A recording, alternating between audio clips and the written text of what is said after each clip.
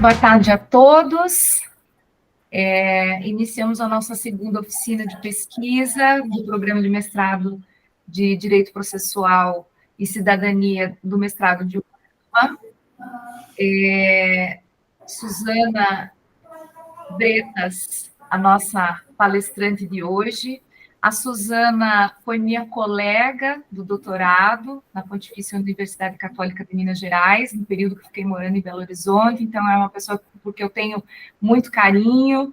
A gente sempre manteve contato, né, Suzana? A Suzana já participou da organização de um outro e-book nosso do programa de mestrado, e está sempre à disposição, né, Suzana, para participar conosco aqui.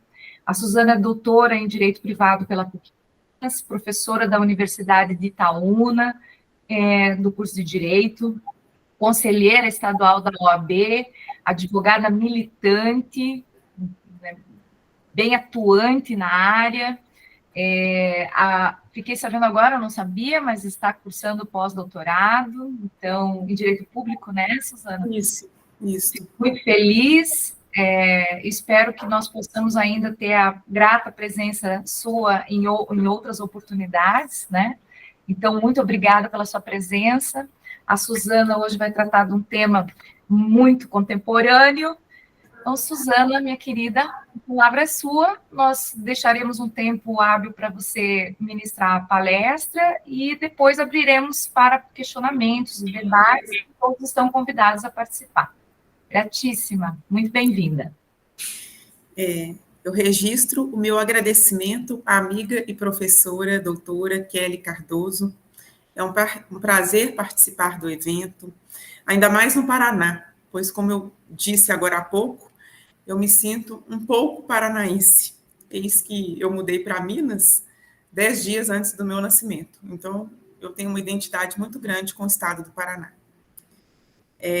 O nosso tema será Direito Fundamental à Herança e Garantias Processuais Fundamentais. Inicialmente, é importante distinguir direitos humanos de direitos fundamentais. Os direitos humanos estão previstos em tratados internacionais.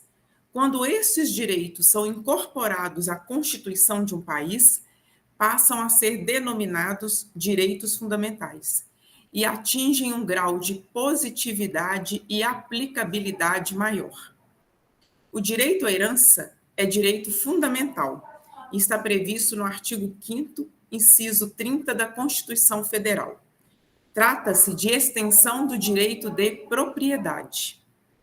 Segundo a doutrina, o direito à herança é um direito fundamental econômico.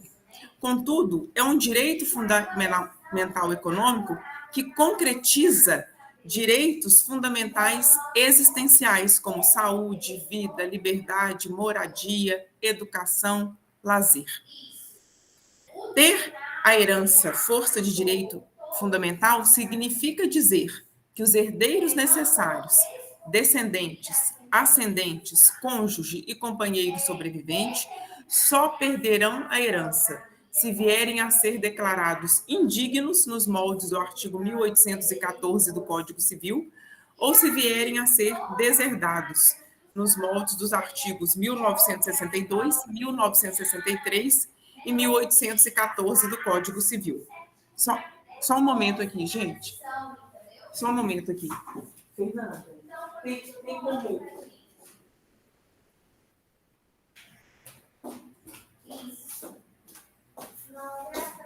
Perdão, viu?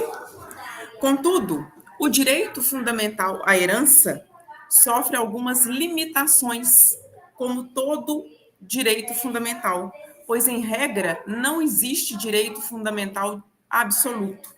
Exemplo, o artigo 5º, 45 da Constituição Federal prevê: nenhuma pena passará da pessoa do condenado, podendo a obrigação de reparar o dano e a decretação do perdimento de bens ser, nos termos da lei, estendida aos sucessores e contra eles executadas até o limite do valor do patrimônio transferido. O artigo 115, inciso 1 da Constituição Federal, ele autoriza os estados, membros e o Distrito Federal a instituírem o ITCMD. O ITCMD é o imposto de transmissão, é o imposto de doação e transmissão causa-mortes. Evidentemente que a própria Constituição Federal prevê, em seu artigo 150, inciso 4, que não pode haver imposto com natureza de confisco. O direito das sucessões, ele é ramo do direito civil, que regula a transmissão de bens, direitos e obrigações de uma pessoa a seus herdeiros em razão do evento morte. Suceder significa vir no lugar do outro. O direito das sucessões está previsto a partir do artigo 1784 do Código Civil, e o procedimento para concretizar essa transmissão que já ocorreu com a abertura da sucessão, o inventário, ele está previsto o procedimento a partir do artigo 610 do Código de Processo Civil. Assim, é importante fazermos a distinção entre direitos fundamentais e garantias fundamentais. As garantias, são as formas e os procedimentos de se reivindicar e concretizar os direitos fundamentais. São pilares do Estado Democrático do Direito as garantias e os direitos fundamentais, a participação popular e a separação de funções do Estado. Então, só para frisar, nós temos que saber distinguir naquele rol do artigo 5º da Constituição Federal o que é direito fundamental e o que é garantia fundamental. A garantia fundamental é o mecanismo que nós temos de concretizar os direitos fundamentais. Então, eu posso dizer que o acesso à jurisdição é uma garantia fundamental. Eu posso dizer que o artigo 5º, incisos 54 e 55 da Constituição Federal, que trata do contraditório, da ampla defesa, do devido processo legal, do duplo grau de jurisdição, do juízo competente, são garantias fundamentais que visam concretizar os direitos fundamentais. Vamos tratar agora, então, processo. As garantias processuais, elas se concretizam por meio do processo. As garantias processuais, elas se concretizam, é o processo. É o acesso à jurisdição, é o exercício do contraditório e da ampla defesa. Isso ocorre no processo.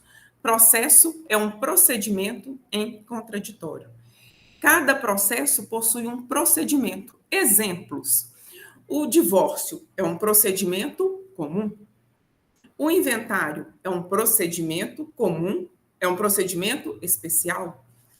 A abertura, registro e cumprimento de testamento é um procedimento especial de jurisdição voluntária. Passando agora para a segunda parte, nós vamos tratar mais especificamente do inventário.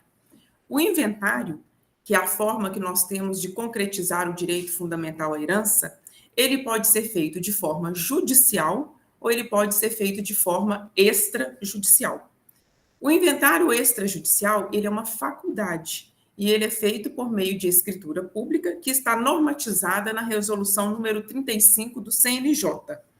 Trata-se de uma faculdade, pois o jurisdicionado, ele tem que fazer análise do custo-benefício. Ou, como eu costumo dizer, análise econômica do direito. Por quê? O inventário extrajudicial, ele é mais célere. Na verdade, o inventário extrajudicial, ele concretiza a garantia da duração razoável do processo, que está prevista no artigo 5º, 78 da Constituição Federal. Contudo, ele é mais oneroso e os valores têm que ser antecipados. Para que o inventário possa ser extrajudicial, tem que se preencher os requisitos, ser consensual e os herdeiros têm que ser maiores e capazes. Em Minas Gerais, o provimento número 260 do Tribunal de Justiça de Minas Gerais autoriza inventário extrajudicial quando houver testamento, se houver autorização judicial. Então, em Minas Gerais, quando, nos termos do Código de Processo Civil, se tem testamento, obrigatoriamente o inventário tem que ser judicial. Toda vez que a pessoa deixou um testamento, toda vez que o autor da herança deixou um testamento, tem que se requerer a abertura, o cumprimento e o registro desse testamento, que é um procedimento especial de jurisdição voluntária.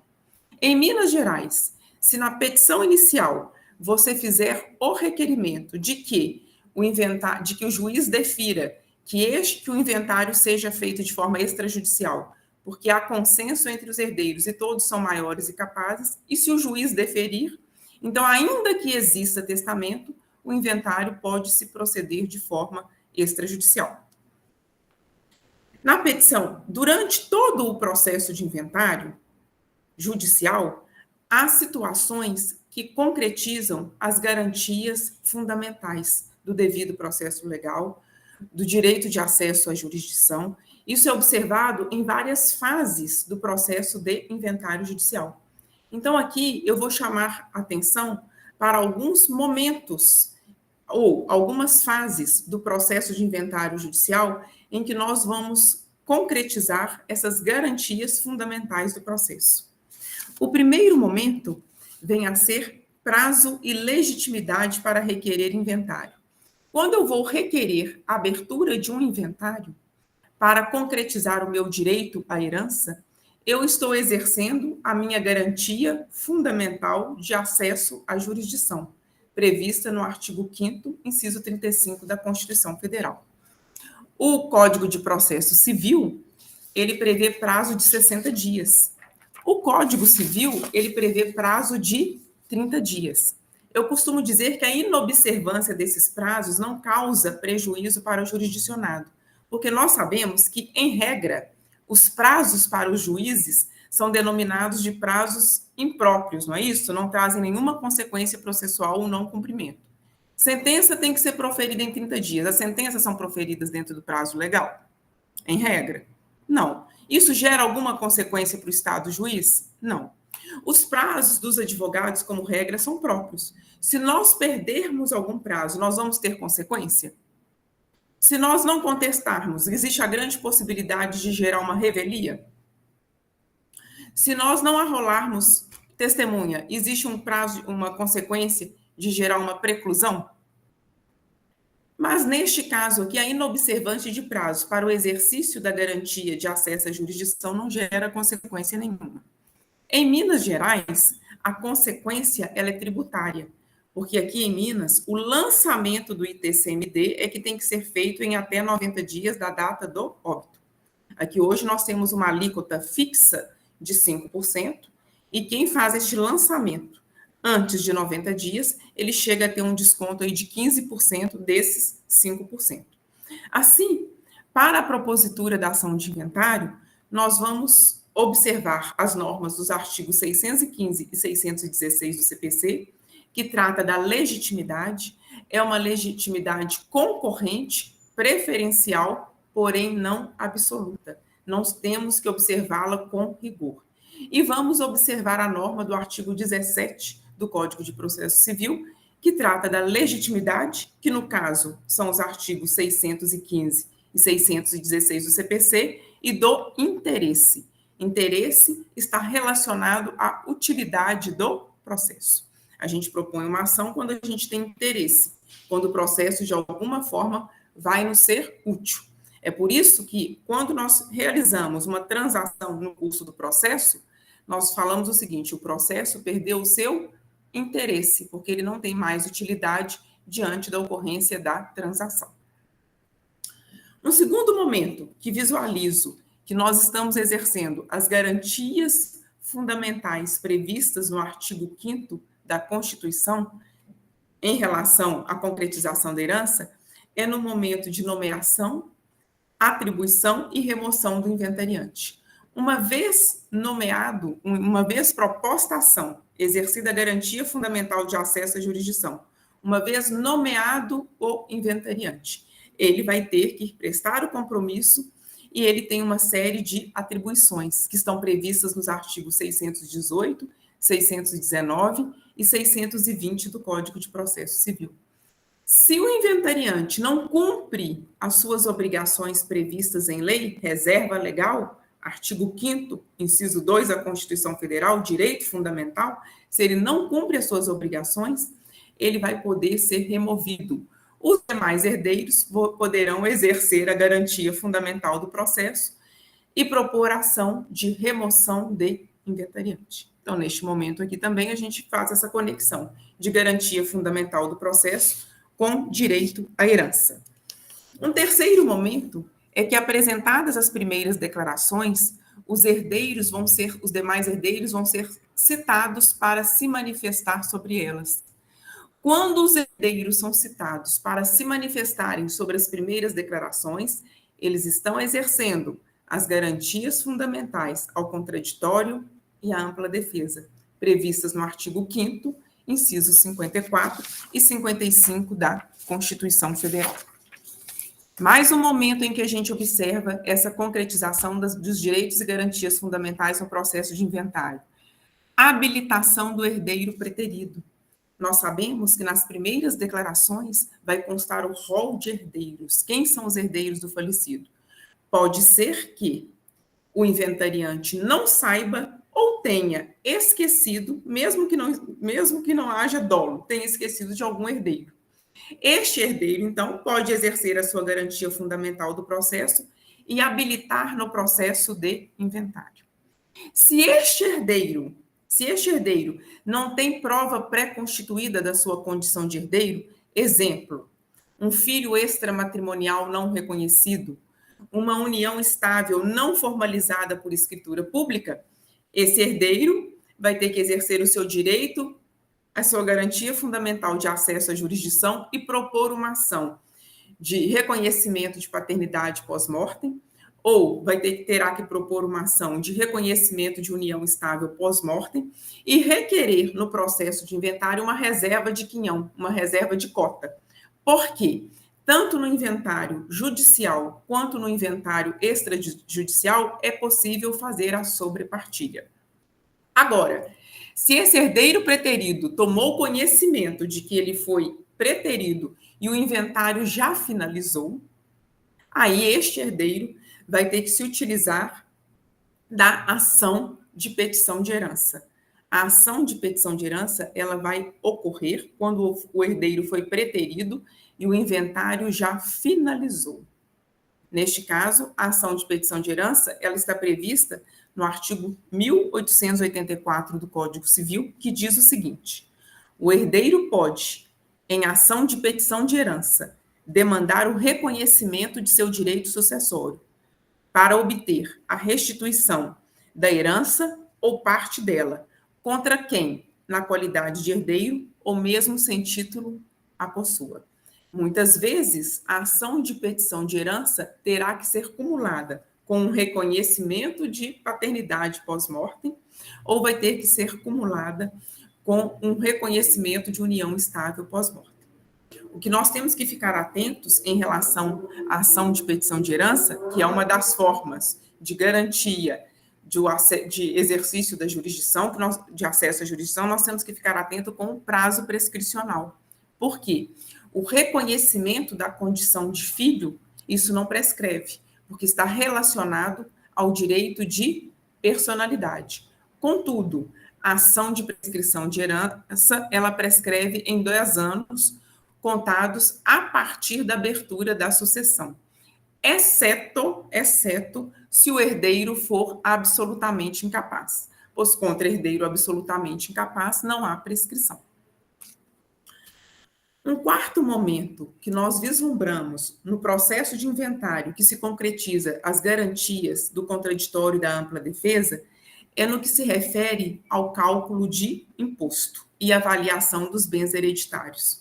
Fim do prazo sobre a manifestação das primeiras declarações, sem impugnação ou decidida a que houver sido oposta, o juiz nomeará perito para avaliar o acervo hereditário, se não houver na comarca avaliador judicial.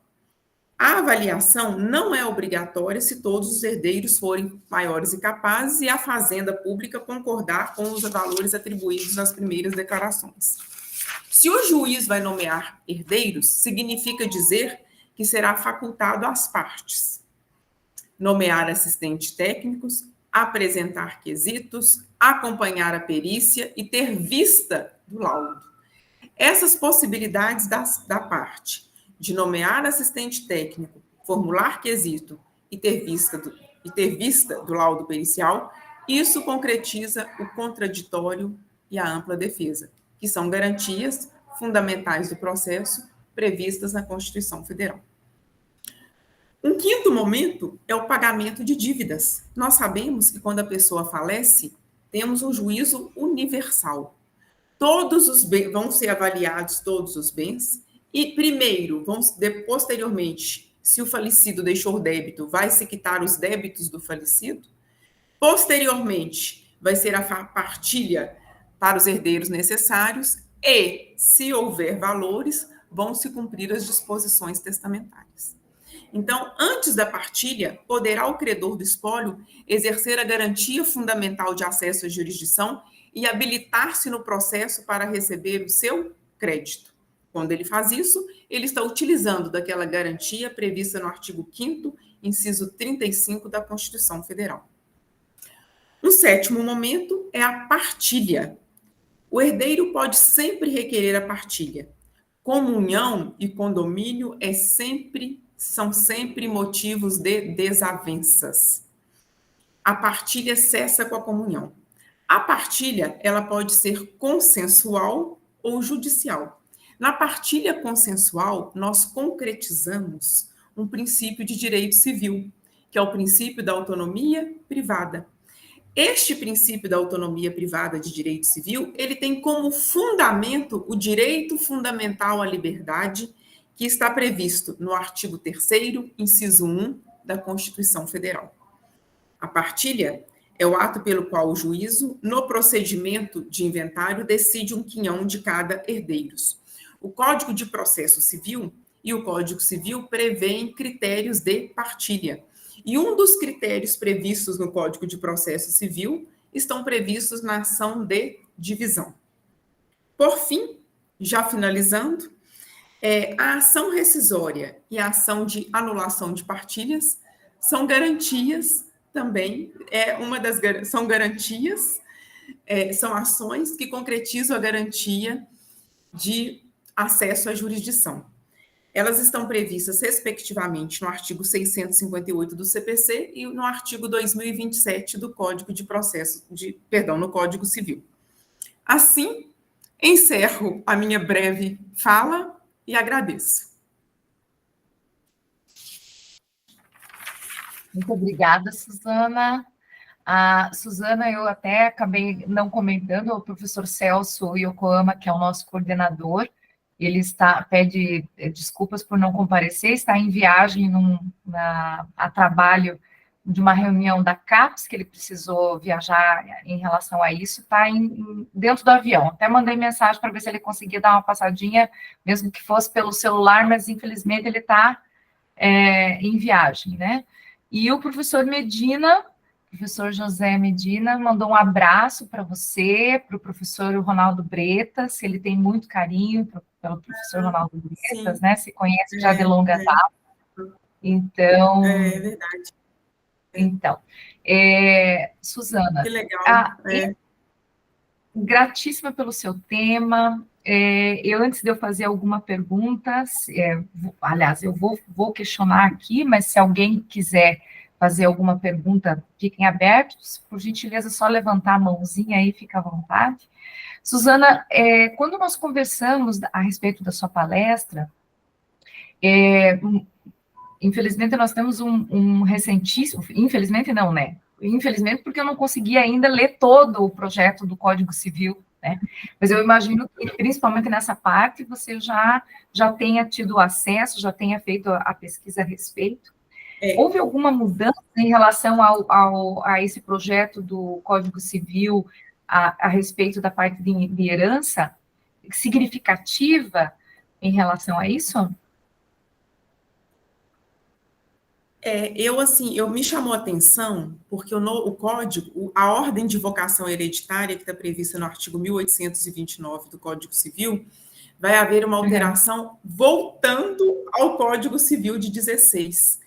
Ou seja, o cônjuge e o companheiro deixarão de serem herdeiros necessários e eles não irão concorrer mais com os descendentes, como ocorre hoje, dependendo do regime de bens, não concorrerão mais com os ascendentes e ficarão em terceiro lugar na ordem de vocação hereditária.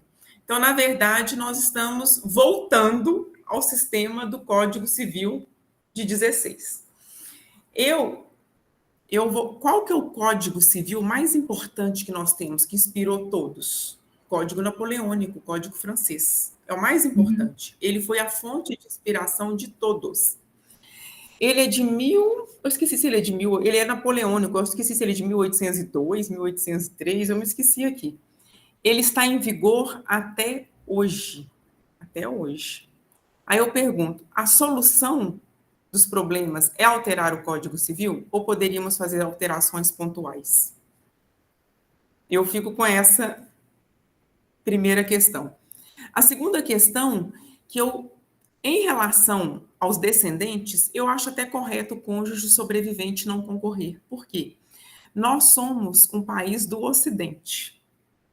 Nós fomos colonizados por um país cristão, católico, e eu vou falar agora, ao invés de católico, eu vou chamar de cristão. No cristianismo, a tendência das pessoas é deixarem para os filhos. É uma característica do cristianismo, construir para os filhos. Uma das características do cristianismo é a procriação. Então, é por isso que os descendentes sempre vêm em primeiro lugar na ordem de vocação hereditária. Então, eu acho, assim, coerente os descendentes serem os primeiros, não haver concorrência com o cônjuge. Mas quando eu faço uma reflexão de cônjuge concorrendo com ascendente, eu acho que deveria ser mantido, porque eu acho um pouco injusto. Eu acho, às vezes, injusto você ter optado por um regime de separação de bens, porque cada um quer ter uma autonomia maior, e aí, de repente, depois de 20 anos de casamento, acontece uma fatalidade com um, o ascendente vai ficar com a totalidade da herança e aquele companheiro de vida sem herança, exceto se o autor tiver feito testamento, e não é tradição do brasileiro fazer testamento. A regra do testamento era em Roma. A nossa regra aqui não é fazer testamento. Então, assim, eu espero que o Congresso,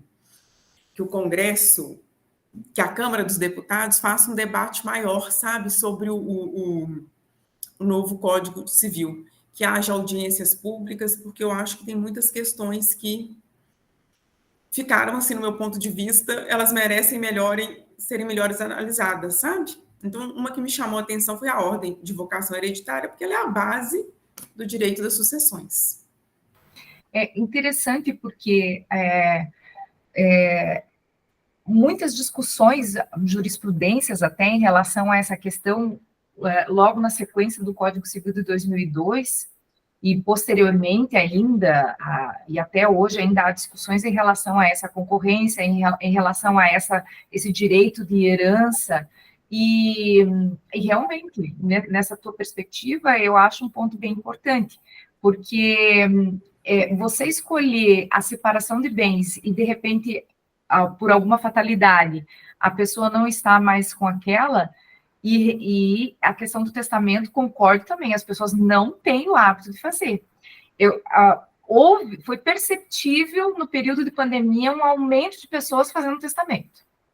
Foi perceptível. Nós até publicamos um livro sobre testamento, porque isso me chamou muita atenção na época da pandemia, que eu fazia testamento sem parar na época da pandemia. Pois é, foi muito perceptível no período de pandemia essa questão, porque as pessoas estavam mais vívida essa questão de amanhã eu posso morrer, amanhã eu posso pegar o vírus e não sobreviver, então eu já vou fazer um testamento para adiantar alguma coisa, porque as pessoas não sabiam se ia durar uma semana, um mês, ou às vezes um dia ou dois, né?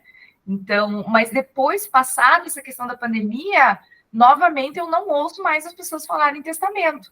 E quando nós tratamos dessa questão até interfamiliar, né, dentro da família, você acaba esbarrando no quesito, vamos falar sobre morte, né?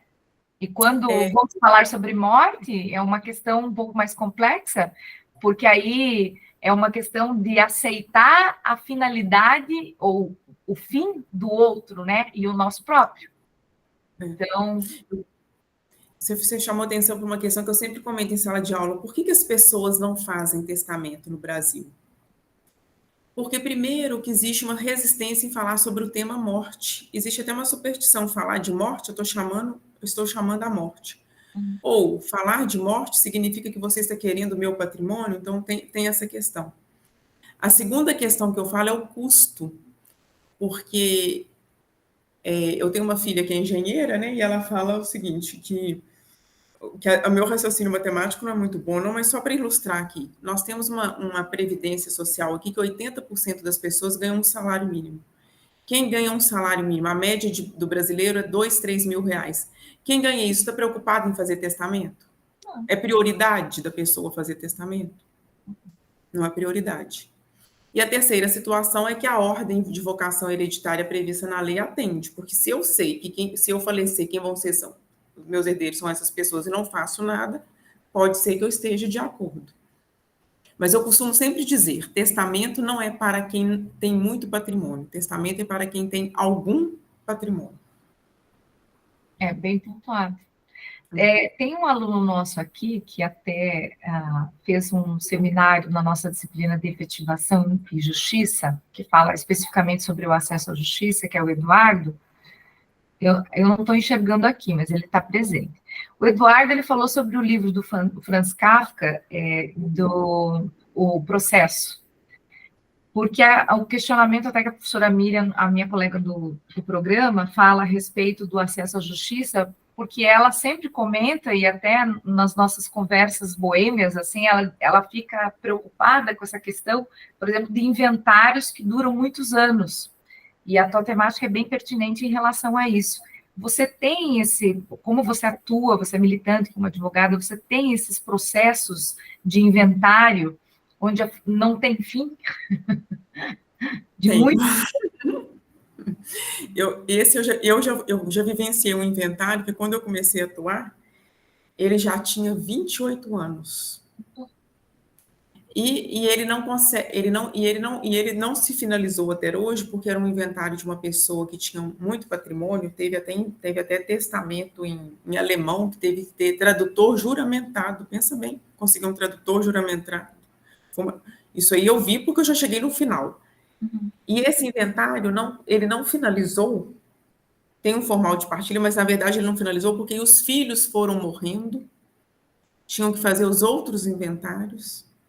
Hoje tem parte de terrenos, de áreas que foram invadidas, eram lotes aqui perto de Belo Horizonte, em Betim, uma cidade boa daqui de Belo Horizonte, e acabou que eu consegui a expedição do formal de partilha, porque o juiz também esgotou, chegou no final, ele falou assim, eu esgotei. Eu vou autorizar esse formal de partilha aqui, sem essas certidões desse ano, vou valer da certidão negativa do ano que vem, porque senão a senhora não vai ter. Mas não consegue registrar o formal de partilha. Porque não pagou os IPTUs, então não consegue registrar. E aí tem dívidas gigantescas de IPTUs, então ele inviabilizou. No meu escritório, às vezes, não nesse caso extremo aqui, muitas vezes, quando a pessoa chega aqui e requer abertura de inventário, muitas vezes eu já resolvi a situação pelo caminho da uso capião, porque vai ficar tão difícil fazer um inventário, que muitas vezes eu já optei pelo caminho da uso capião. Porque se a pessoa está ali, tem 15 anos, Sim. se ela celebrou um negócio jurídico com o herdeiro, fez uma cessão de direito, porque no Código Civil de 16 a cessão poderia ser particular, hoje é só por escritura pública, mas antigamente tinha cessão por instrumento particular.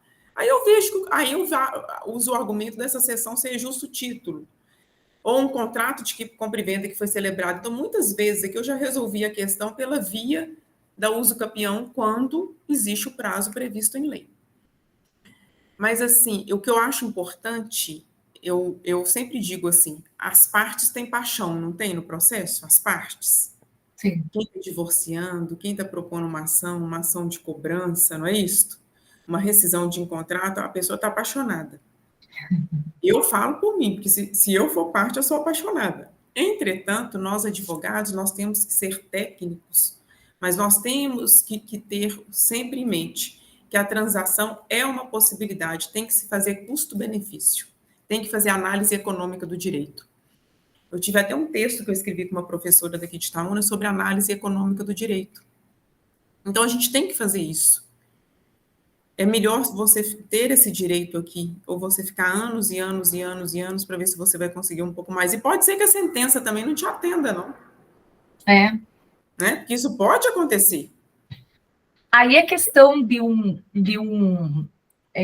uma ligação entre o cumprimento do princípio do acesso à justiça, da duração razoável do processo, da cooperação das partes, né, e a própria tentativa de satisfatividade, porque não necessariamente um processo judicial ele vai trazer a satisfação às partes, né? E tem a questão das etapas mortas do processo, porque qual que é o problema que nós temos hoje? Aqui em Belo Horizonte tem processo que fica 1 ano em conclusão para o juiz. Isso é uma etapa morta do processo. Tem 1 ano que o processo está em conclusão. Então, assim, nós temos um problema estrutural muito grande, porque o judiciário ele tem um argumento forte, não temos servidores. Uhum. Comarcas do interior aqui em Minas, por exemplo, os municípios emprestam servidores públicos para trabalhar no fórum. Então, sempre tem este argumento de um grande volume de demandas e de falta de estrutura. Aí eu entro em outra questão. O Estado brasileiro tem dinheiro? Tem. Olha a nossa carga tributária como ela é. Nós temos dinheiro. Nós temos uma Constituição que, no meu ponto de vista, é linda. Eu acho ela linda. Olha para o rol do artigo 5º. Pense no rol do artigo 5º, artigo 6º, artigo 7º. Pense se esses direitos fossem concretizados. Veja o preâmbulo da Constituição Federal. E ela já começa com a dignidade humana. Então, nós temos um ordenamento jurídico que é bom? Sim. Mas e a aplicabilidade? Agora, o procedimento de inventário ele não seria uma demanda tão longa se também não existissem essas etapas mortas. 1 ano em conclusão? Nessa questão, você até, na tua fala, estou eu me alongando aqui, quem quiser levantar a mão, tá, pessoal? Mas na fala até de quando você estava palestrando, você até comentou a respeito dessa questão da necessidade do processo de inventário para o cumprimento do princípio do contraditório, que é uma garantia constitucional. E, às vezes, com essa preocupação do cumprimento do contraditório, fica esse processo se estendendo por tanto tempo, e daí vai essa conclusão para o juiz, demora, aí o juiz intime as partes para falar a respeito de determinado documento que foi juntado. Intime as partes para falarem a determinado... E, às vezes, é uma coisa que só protela e acaba não decidindo efetivamente nada no processo, né? Eu tenho um problema. Eu sou advogada há muitos anos, tem 25 anos que eu exerço advocacia efetivamente. Então, eu sou uma defensora do contraditório e da ampla defesa. Por quê? É uma garantia nossa. Quem que vai sofrer os efeitos da decisão? Sou eu, jurisdicionado. É o meu cliente que vai sofrer os efeitos da decisão. Então, o meu cliente ele tem que ter todas as possibilidades. Agora, se a parte estiver se a parte estiver agindo de má fé para protelar o processo, se nós pensarmos o Código de Processo Civil está prevendo as multas, concorda? Se nós olharmos lá artigo 80, 81 do Código de Processo Civil, tem as multas. É norma fundamental do processo a boa-fé objetiva, norma de comportamento. Então, quem não age de boa-fé no processo, ele pode sofrer a multa, que está lá no artigo 81 do Código de Processo Civil também. Então, assim, eu costumo dizer, se um juiz tem a certeza de que da decisão dele não vai caber nenhum recurso, ele decide de uma forma. Se ele sabe que da decisão dele ela pode ser reexaminada, ela pode ser reavaliada e ela pode ser criticada tecnicamente, ele age diferente? Todos nós. Se eu souber que a minha fala pode ser objeto de crítica, eu vou ser receosa? Agora, se eu tenho certeza que a minha fala não pode ser objeto de crítica, o meu comportamento, a minha preocupação vai ser outro. Então, o que eu acho é o seguinte, é observar a norma fundamental do processo, boa-fé objetiva. Boa-fé objetiva, norma de comportamento. Está prevista no artigo 422 do Código Civil e está prevista, se não me engano, no artigo 5º do Código de Processo Civil. O jurisdicionado que infringir, aplica-se multa. O problema é que hoje as pessoas estão ficando muito assim, sem preocupação com a técnica processual. Sim. Porque o processo, para mim, a matéria mais difícil que tem é processo. Saber essa técnica processual, saber as fases do processo.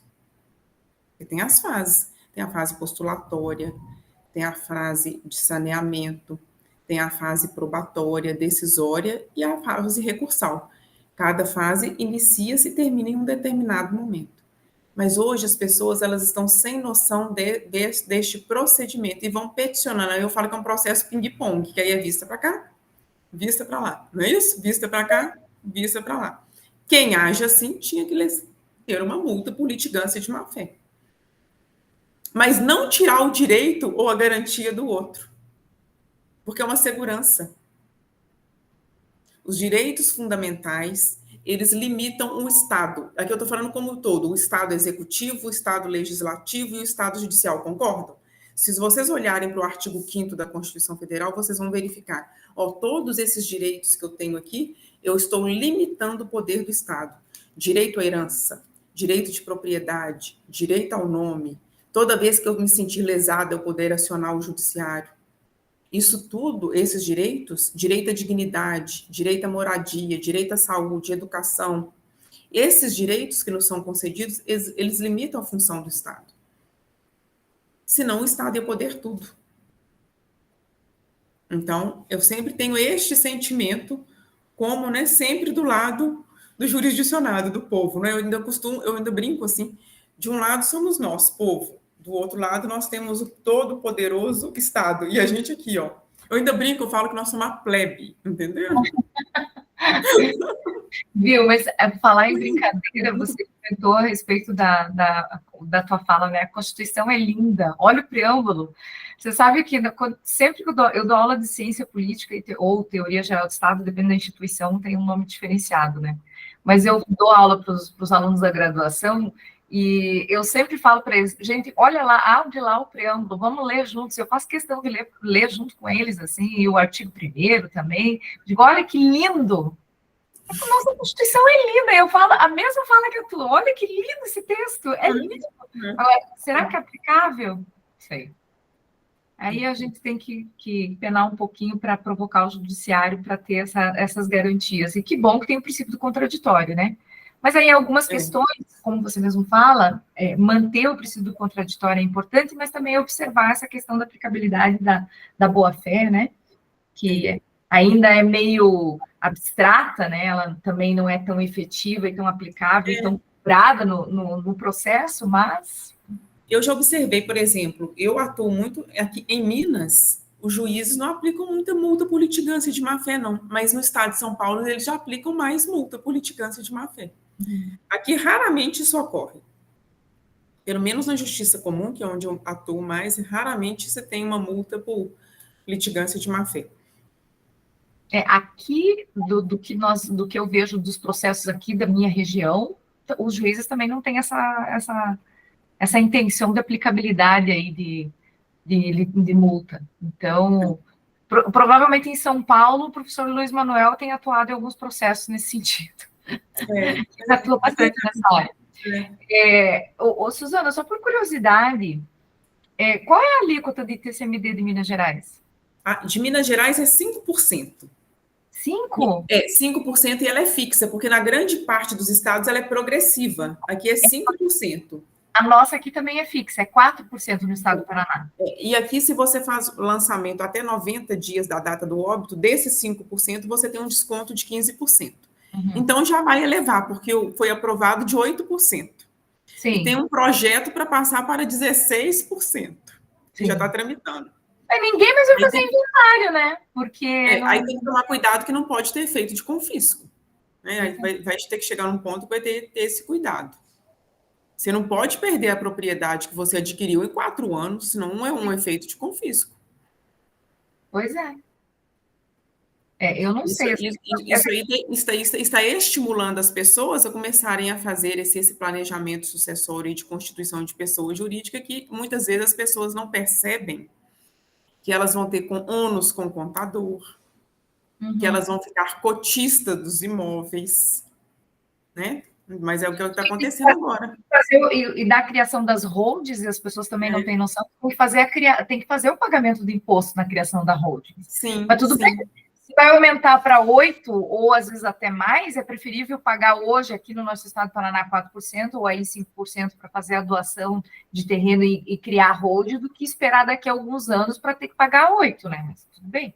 Porque aqui, por exemplo, como o ITBI já é um imposto municipal, então para criar a pessoa jurídica vai pagar o ITBI. O ITBI, normalmente, que é 3% das pessoas, dependendo do patrimônio, elas optam por constituir a pessoa jurídica, porque o ITBI é 3%. Sim. E o ITCMD 5%. Mas acontece que você vai ser sempre coproprietária. Eu tenho uma cliente que o pai dela fez hold há muitos anos atrás, que ele era um político, quando separou da mãe dela, já constituiu, e hoje ela mora num apartamento que ela falou assim, meu apartamento pertence a 10 pessoas. Nossa. Pergunta se eu tenho ânimo de reformar o meu apartamento. Não, porque não é meu. Não, e a sorte é que se ainda os outros irmãos dela, ou os outros familiares, eles ainda têm um consenso de administrar, porque quando é cotista, sempre alguém vai criar, às vezes pode ter alguma intriga, né? Porque entre famílias, você sabe como é que é, né? Entre famílias sempre tem as pessoas que gostam de criar intriga. Então, pessoal, alguém tem alguma pergunta para a nossa doutora Suzana?